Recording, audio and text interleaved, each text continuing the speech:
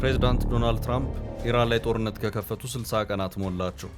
በአሜሪካ ሕገ መንግሥት መሰረት ከ60 ቀናት በኋላ በራሳቸው ስልጣን ጦርነቱን ማስቀጠል አይችሉም እየተባለ ነው። 60 days ይሉታል። At the 60-day mark of this war, which would be tomorrow. 60 days የሚሉት የ60 ቀን ጣጣ እያጨቃጨቀ ነው። የፕሬዝዳንት ትራምፕ የኢራኑን ጦርነት በገዛ ስልጣናቸው የማስቀጠል የቆይታ ጊዜ ሜይ 1 አልቋል። The 60-day clock pauses or stops in a ceasefire. They're not in. It's our understanding, just so you know.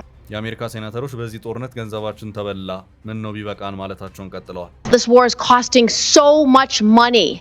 Over $25 billion already, estimates $1 billion a day, and they're feeling it every single day at the gas pump. ጭቅጭቁ እንደቀጠለ ነው። But the question I would ask to you and to others is, what is the cost of a nuclear-armed Iran? What is the cost to the American people if the world's most dangerous regime has a nuclear weapon? But the truth is, they don't want war coming to this shore. There's no evidence that we are safer because of this war. We did not have any evidence that Iran intended to imminently attack this country in any way, shape, or form. ይችን ፕሬዝዳንት ትራምፕ ለኮንግረሱ ያሳወቁበትን የኢራን ጦርነት 60ኛ ቀን ጠበቅ አድርገን እናያዛት። At midnight tonight, it will be the 60th day since Donald Trump notified Congress under the War Powers Act that we were at war with Iran. የኢራን ጦርነት የአሜሪካንን ፖለቲካ ወጥሮ ይዟል። ትራምፕ ለመሆኑ አሜሪካን እያስተዳደሩ ነው ተብሎ እስኪጠየቅ ድረስ የነጋ ጠባ ስራቸውና ንግግራቸው ሁሉ ኢራንና ኢራን ብቻ ሆኗል። የአሜሪካና የዓለም ኢኮኖሚም ሆርሙዝ እንዴት አደረች የሚል ሆኗል። በዚህ መሃል ቀን ቆጣሪ የአሜሪካ ፖለቲከኞች ትራምፕ ሆይ በህጉ መሰረት 60 ቀን ሞልተዋል፣ ፊሽካው ተነፍቷል፣ በቃ እያሉ ይገኛሉ። At midnight tonight, it will be the 60th day since Donald Trump notified Congress under the War Powers Act that we were at war with Iran. ይቺ 60 ቀን ዝም ብላ ቁጥር አይደለችም፣ እጅግ ወሳኝነት ያላት ቁጥር ናት። የኢራኑን ጦርነት መቀጠል ወይም መቆም የምትወስን ወሳኝ ቀን ናት። 60ዎቹ ቀናትና የ60ዎቹ ቀናት ጣጣ።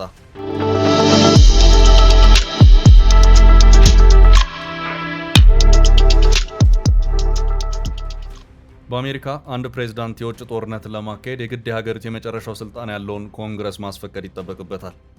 ይህንን የግድ ኮንግረሱን የማስፈቀድ ሂደት ኮንግሬሽናል ኦቶራይዜሽን ይሉታል። እንደሚታወሰው ፕሬዝዳንት ዶናልድ ትራምፕ ወደ ኢራን ጦርነት ሲገቡ እንደተባሉና በሀገሪቱ ሕገ መንግሥት መሰረት ኮንግረሱን ያስፈቀዱበት ሁኔታ የለም። ትራምፕ ከማስፈቀድ ይልቅ ማሳወቅን መርጠዋል። ትራምፕ ይችን አካሄድ የመረጧት የህግ ጨዋታ ስላለች ነው። አንድ ህግ አድርግ አታድርግ ወይም ዱ ኤንድ ዶንትስ ብቻ አይደለም። በውስጡ መንቀሳቀሻ ወይም መተንፈሻ ክፍተቶች ወይም ሩምስ አሉት። ፖለቲከኞች ወይም የህግ ሰዎች እነዚህን ክፍተቶች በሚገባ ስለሚያውቋቸው እነዚህኑ አድርግ ወይም አታድርግ ወይም ዱስ ኤንድ ዶንትስ መካከል ያሉትን ክፍተቶች በሚገባ ተጠቅመው በእነዚያ ክፍተቶች መካከል መንሸራሸር ይፈልጋሉ። ፕሬዝዳንት ዶናልድ ትራምፕም ያለ ኮንግረሱ ጦርነት ማወጅ በቀጥታ ወደ ጦርነት የገቡትም ይህችኑ ክፍተት በመጠቀም ነው። እንደ አውሮፓውያን አቆጣጠር በ1973 በአሜሪካ ኮንግረስ አንድ ህግ እንዲጸድቅ ተደረገ። ይህ ህግ አሜሪካ በቪየትናም ጦርነት ውስጥ ከባድ ዋጋን ከከፈለች በኋላ የወጣ ህግ ነው። ህጉ ዋር ፓወርስ ሪዞሉሽን በመባል ይታወቃል። የሀገሪቱ ፕሬዝዳንት ኮንግረሱን ማስፈቀድ ሳይጠበቅበት ለኮንግረሱ በማሳወቅ ብቻ ወደ ጦርነት መግባትና የአሜሪካንን ጦር ማንቀሳቀስ የሚችልባቸው ሁለት ወሳኝ ጉዳዮች እንዳሉት ይህ ዋር ፓወርስ ሪዞሉሽን ህግ በሚገባ ያስቀምጣል። አንደኛው አሜሪካ በሌላ የውጭ ኃይል ስትጠቃ ራሷን ለመከላከል በምታደርገው ወታደራዊ እንቅስቃሴ ጋር በተያያዘ ሲሆን፣ ሌላኛው ደግሞ ሀገሪቱን አደጋ ላይ ሊጥል የሚችል ግልጽና ተጨባጭ ስጋት አለ ተብሎ ሲታሰብ ነው። እነዚህ ሁኔታዎች ከተፈጠሩ ሂደቱን ላለማራዘምና ሀገርንም አደጋ ላይ ላለመጣል ሲባል ፕሬዝዳንቱ ሀገሪቱን በአፋጣኝ ከመከላከል አንጻር ለኮንግረሱ በማሳወቅ ወደ ጦርነቱ እርምጃ መግባት ይችላል። ይህ ስልጣን የሚቆየው ግን ፕሬዝዳንቱ ለኮንግረሱ ካሳወቀበት ዕለት ጀምሮ በሚቆጠር 60 ቀናት ውስጥ ነው። ከዚያ በኋላ የፕሬዝዳንቱ ጦርነቱን የማስቀጠል ጊዜ ጥንቅቅ ብሎ ስለሚያበቃ ያንን ጦርነት ማስቀጠል ከፈለገ ተመልሶ የኮንግረሱን ፍቃድ የይሁንታ ድምፅ ማግኘት የሚጠበቅበት ይሆናል። የዋር ፓወርስ ሪዞሉሽን ጠቅላላ ጭብጥ ይህ ነው። ዋር ፓወርስ ሪዞሉሽን የጦርነት ስልጣን ህግ ባጭሩ ሲቀመጥ በኮንግረሱ ያልታወጀን ጦርነት ፕሬዝዳንቱ ዝም ብሎ የማስቀጠል ስልጣን የለውም። የግድ የሀገሪቱ የመጨረሻ ስልጣን የሆነው ኮንግረሱ ይሁንታውን ሊሰጥበት ይገባል የሚል ነው። በአሜሪካ ህገ መንግስት መሰረት ጦርነትን የማወጅ ሙሉ ስልጣን ያለው ኮንግረሱ ብቻ ነው። ፕሬዝዳንቱ ቀደም ሲል ጠቆም ለማድረግ እንደሞከር ነው በሁለት እጅግ አፋጣኝና ጊዜ በማይሰጡ ጉዳዮች ብቻ ሁኔታው ከሚጠይቀው ጊዜ አንጻር ፈጥኖ ወደ ጦርነት ሊገባ ይችላል። ነገር ግን ከዚያ በኋላ በሰዓታት ልዩነት ውስጥ ስለ ሁኔታው ለኮንግረሱ ማሳወቅ ወይም ኖቲፋይ ማድረግ ይጠበቅበታል። ፕሬዝዳንት ዶናልድ ትራምፕም ኮንግረሱ ጦርነት ባላወጀበት ሁኔታ ኢራን ላይ ጦርነትን ለመክፈት የተጠቀሙበት ክፍተት ይህንኑ ነው። ጦርነቱን ክፈት ከዚያም ለኮንግረሱ አሳውቅ፣ ነገር ግን ያለ ኮንግረሱ ፈቃድ ያንን ጦርነት ከ60 ቀናት በላይ ልታስቀጥለው አትችልም የሚል ነው። ቀደም ሲል ጠቆም ለማድረግ እንደሞከርነው ፕሬዝዳንቱ ኮንግረሱን ሳያስፈቅድ ወደ ጦርነት ሊገባ የሚችለው አንድም አሜሪካ ስትወረር ወይም በውጭ ጠላት ስትጠቃ ወይም ግልጽና ያፈጠጠ ብሔራዊ ስጋት ተፈጥሯል ብሎ ሲያስብ ነው። ትራምፕ ወደ ኢራን ውጊያ ሲገባ አሜሪካ ስለተወረረች ወይም ስለተጠቃች አይደለም። እናም ትራምፕ የዛሬ 2 ወር የጦርነቱን መከፈት በተመለከተ ዩኤስ የሚለውን ኮፍያቸውን አድርገው ለአሜሪካ ሕዝብ ያሳወቁት ሁለተኛውን ምክንያት ወይም በኢራን በኩል ግልጽ የሆነ ብሔራዊ ስጋት ተደቅኖብናል በሚል ነው። እሳቸውም ሲገልጹት ኢሚነንት ትሬት ሲሉም ነበር ያስቀመጡት። ለማስረጃም ያህል እንስማቸው። A short time ago, the United States military began major combat operations in Iran. Our objective is to defend the American people by eliminating imminent threats from the Iranian regime.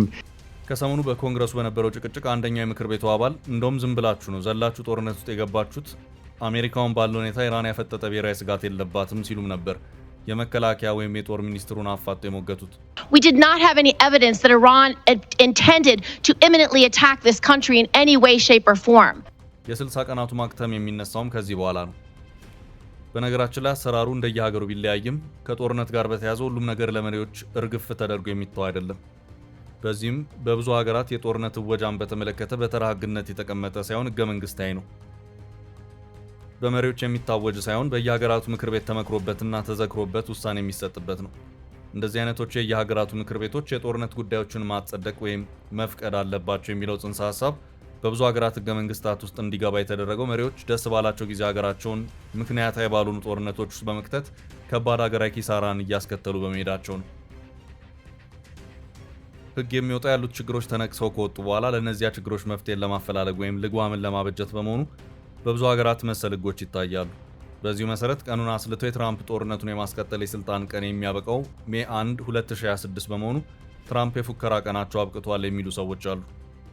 በሌላ አቅጣጫ ደግሞ አሁን እኮ ጦርነት ላይ አይደለንም ዊር ኖት አት ዋር በማለት ስለምን የ60 ቀናት ማክተም ነው የምታወሩት በማለት የሚከራከሩ ሰዎችም አሉ። እነዚህኞቹ የፕሬዝዳንት ዶናልድ ትራምፕ ደጋፊዎች ቀኑን የሚቆጥሩ ትራምፕ ለኮንግረሱ ካሳወቁበት ዕለት ጀምሮ የተኩስ አቁም እስከተባለበት ዕለት ድረስ ነው።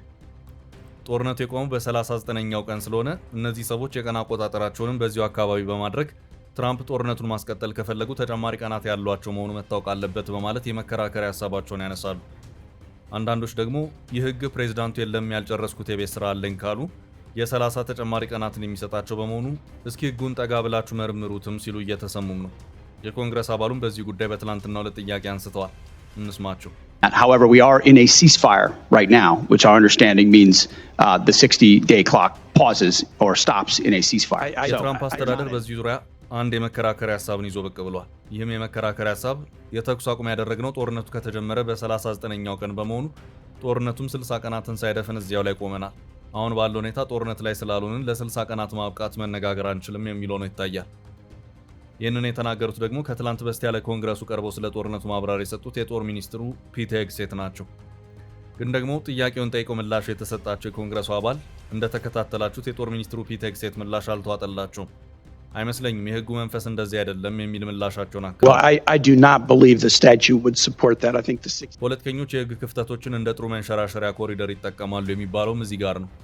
በዚህ የሚባል በዚያ ግን አሜሪካ በእርግጥም የህግ የበላይነት ያለባት ሀገር መሆኗን ለማስመስከር የዚህ 60 ቀን ዋር ፓወርስ ሪዞሉሽን ጉዳይ ውጤቱ ምን ይሁን ምን ቢያንስ ለኮንግረሱ ቀርቦ የሞቀ ክርክር ሊደረግበት ይገባል የሚሉ አስተያየቶች ጎልተው እየተሰሙ ይገኛሉ። በዚህ ዙሪያ በተለይ መገናኛ ብዙሃኑ ጠበቅ አድርገው ይዘዋል። በዚህ ህግ መሰረት ፕሬዝዳንት ትራምፕ 60ኛ ቀናቸውን ጨርሰዋል የሚሉ የህግ ሙያ አስተያየቶች ተበራክተዋል። እናም በእነዚሁ ሙያዊ የህግ አስተያየት ሰጪዎች መሰረትም በአሜሪካ ህገ መንግስት መሰረት ፕሬዝዳንት ዶናልድ ትራምፕ በኢራን ላይ ለሚያደርጉት ጦርነት የኮንግረስን ፍቃድ መጠየቅ አለባቸው። ያ ካልሆነ ደግሞ ከ2 ወራት በፊት የጀመሩትን ጦርነት ማቆም ግድ ይላቸዋል። ፕሬዝዳንት ዶናልድ ትራምፕ የህግ አማካሪዎቻቸውን ጠርተውና አስመክረው ቀጣይ አንድ ወሳኝ ጥቃትን በኢራን ስለሚፈጽሙበት ጉዳይም እየተነጋገሩ ነው ተብሏል። በዚህ ዙሪያ ከህግ ባለሙያዎች ባሻገር ስለ ወታደራዊ እርምጃ ሌሎች ወታደራዊ አመራሮችም እስኪ ሀሳብ አምጡ ተብለዋል። የአሜሪካ የዜና ምንጭ አክሲዮስ የአሜሪካ ወታደራዊ አዛዦች ኢራን ውስጥ ሊፈጸሙ የሚችሉ አጭርና ኃይለኛ ተከታታይ ጥቃቶችን የተመለከተ እቅድ ለፕሬዝዳንት ዶናልድ ትራምፕ ሊያቀርብ መሆኑን ዘግቧል። ኢራን በቀደመው ጦርነትም እንደዚሁም የአሜሪካ ጦር ሆርሙዝን በመዝጋቱ በቀላሉ እጅ እንድትሰጥ ያላደረጋት መሆኑ ትራምፕ አሁንም በድጋሚ ሌላ አዲስ ጦርነትን ለመክፈት ፍላጎት ያሳደረባቸው መሆኑ ታውቋል። Donald Trump's imposing nuclear-powered USS Abraham Lincoln has arrived in the Middle East for a potential showdown with Iran. አሁን ወሳኙ የኮንግረስ ክርክር ይከፈታል። የፕሬዝዳንት ዶናልድ ትራምፕ የፓርቲ አባላት የሆኑት የሪፐብሊካን ፓርቲ የኮንግረስ ወኪሎች ምን ይላሉ የሚለው ጉዳይ ወሳኙ ነው። ታማኝነታቸው ለፕሬዝዳንት ትራምፕና ፓርቲያቸው ነው ወይስ ለሕግ የበላይነትና መርህ የሚለው ጉዳይ ወሳኙ ነጥብ ሆኖ እያነጋገረ ነው።